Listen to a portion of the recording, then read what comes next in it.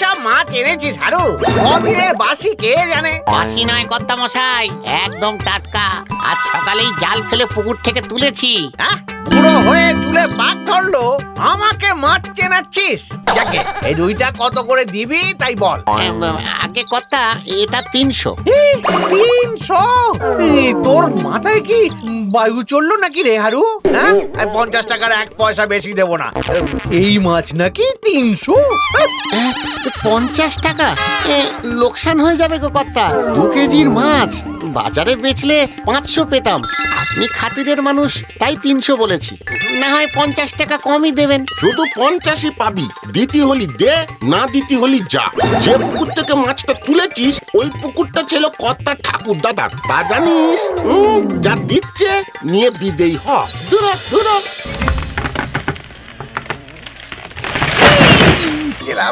গেলাম গো, আমায় বাঁচারে পঞ্চু, আমায় তো।